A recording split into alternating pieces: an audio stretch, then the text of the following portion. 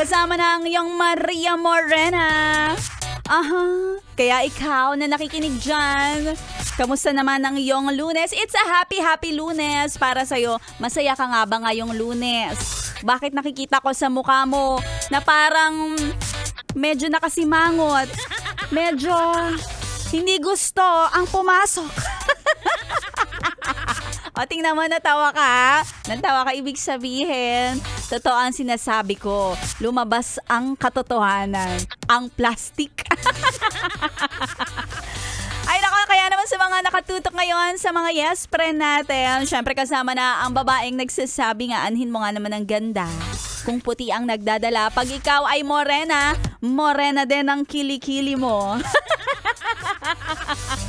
Kasama na ang iyong Maria Morena. At sa mga nakatutok sa ating mga yes friend, edi kamusta naman? Bukod sa malungkot ang Lunes, bukod sa malungkot din ang panahon dahil tayo pa rin ay binabayo ng bagyo. Ay!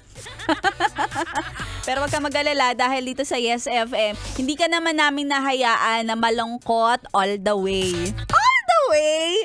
Dahil Santa Claus is coming to your way. Oy, oo naman. Dahil dito sa 101.1 Yes FM, tuloy-tuloy ang pamimigay ng papremyo, lalo pa na paaga ang pamimigay ng aginaldo sa ating 100 Days Solid Christmas. Eto na, yes, friend. Alam mo ba na today ay may maswerteng nakatanggap ng 1,000 pesos? Swerteng-swerte talaga dahil ikaw nga ang nanalo. Congratulations naman sa'yo sa ating winner, lalo na sa programa ni Sexy Megan kanina. Ang ating winner ay walang iba kundi si Gina Santos at si Warren Marino. Congratulations!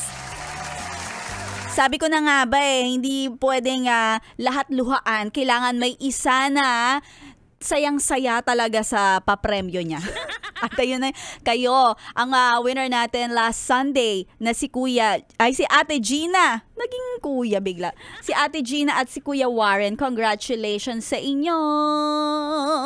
At nung Sabado din, nagpamigay din ako ng papremyo na 1,000 pesos kay Kuya Renato C. Kaya abangan! Sino naman kaya ang susunod na mananalo sa ating 100 Days Solid Christmas? Kasama pa rin ang iyong Maria Morena. Tutok lang, dito lang yan sa 101.1 Yes FM Solid.